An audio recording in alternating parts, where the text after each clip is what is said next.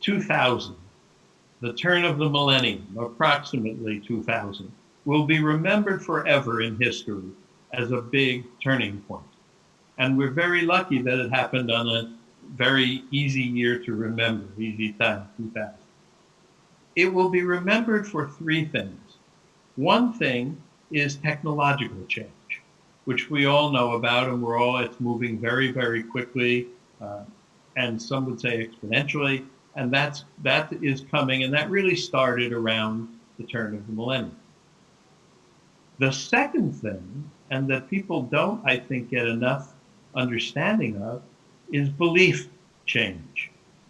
That the beliefs that people had before the year 2000, essentially in the 20th century, which is when all the adults grew up of today, everybody who's over 20 was born in the 20th century, that had a set of beliefs associated with it.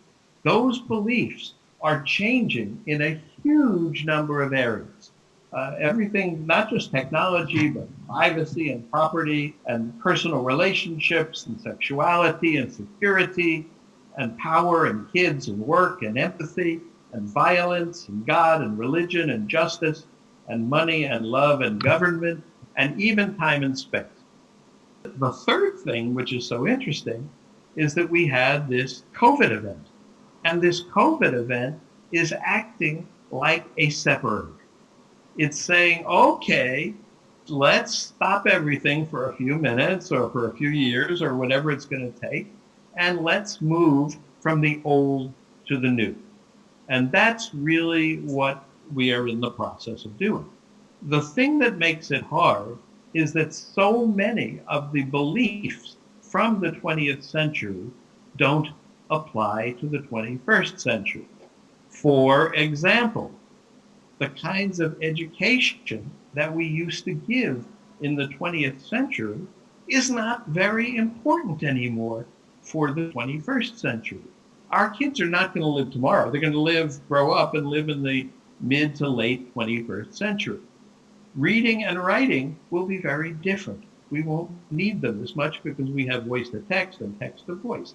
Calculating will be very different. We have computers to do that. Translating languages will be very different because in 20 years, the machines are going to be perfect at it. So they're going to live in a very different time. What do we believe as the adults of today? The parents, the educators, the ministers. We believe that education from the 20th century is incredibly important because it was important for us. And it was. It was the only thing we had back then that gave us the skills that we needed. We believe that kids are not very powerful because we weren't in the 20th century. We had no technology, we had no power to really accomplish things in the world. We believe that you have to look somebody in the eye in person in order to have a meaningful relationship with that person. Not true. That was true in the 20th century. So we are, and I'm included in this, we are the last pre-internet generation the world will ever know. Period. There's never going to be another pre-internet generation. And we have these incredible sets of very important, or used to be very important, pre-internet beliefs. The kids are really changing because their environment is changing so much.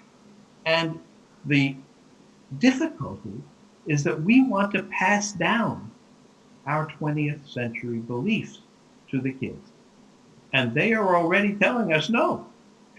They are already telling us this is not what we believe. We don't believe in privacy the same way you believed in privacy. We don't believe in racial separation or sexual separation the same way you guys did.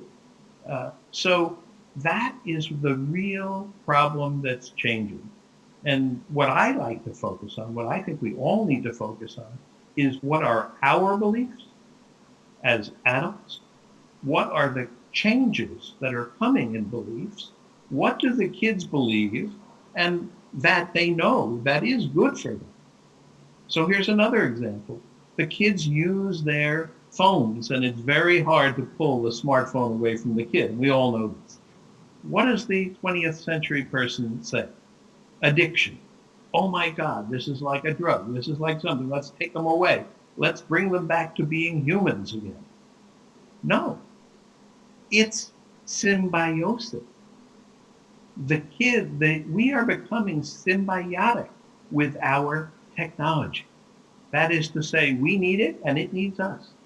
And it makes us different human beings. Not worse, not better, just different. So the things that humans have traditionally been good at, some of them still stay. Loving, dreaming, imagining, that's human. But many of the things that seemed human in the past, calculating in your head, reading and writing, many of those things we're already delegating to our machines. And that's the real problem that I think most adults are having with education. We don't need it anymore. We need something different. We need something new. I've called it post-education. I've called it empowerment. I've called it accomplishment. We need something different, not just another way to do what we did before with technology. That is useless because doing something we don't need, and no matter how we do it, is not good for us, and it's not good for our kids. ¿Cómo los educadores hoy día pueden preparar a los estudiantes para vivir en ese mundo tan distinto en el que van a vivir cuando salgan de la escuela? If it were me, I would spend all my time with the kids imagining what that could be and how we could deal with it. Because that's what we don't do. So artificial intelligence, you said big data, you said robotics. Are any of these in our schools today? We do the history of math and the history of science and the history of Chile and the history of things that kids really are not going to need. They may need the nuggets of them, but they could do those in a day or two. So why do we spend years doing this stuff? Because in the past we had to. We couldn't look it up. It wasn't in our pocket. So now we really have to reimagine what a person needs in the future. And for me, it's the thing that we don't do at all in school, which is accomplish, which is get things done, which is look at the world, see a problem that you can build or join a team and fix that problem. You are powerful now. Your adults are not powerful. In fact, they've really screwed up the world in many ways. Kids know that big time. We have given them a world full of climate problems and full of nuclear problems and full of many problems. But they now have the tools and the power to solve those problems. And they have to because it's their work. ¿Cómo podemos, en este mundo que tú describes, ayudar a que los estudiantes y los educadores también se conviertan en innovadores en su trabajo? The real issue with innovation is not whether you innovate or not. It's to what end. Why are you innovating? Where are you trying to go?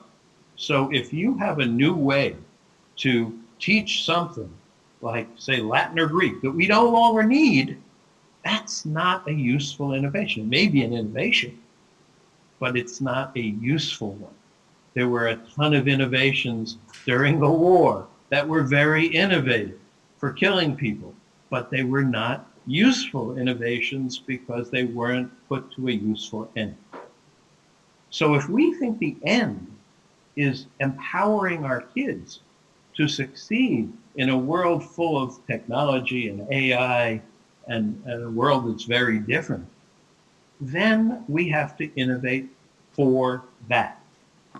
If what we're doing instead is innovating so that we can teach the old stuff that was useful in the 20th century in new ways, those may be innovations, but they're useless innovations. So I think everybody can do this by focusing on the problems, by focusing on what they see in the world that needs to be better. And this can be local, it can be in your family, it can be in your community, it can be in your country, it can be in your whole world. And then thinking about what we can do differently, given the power we now have.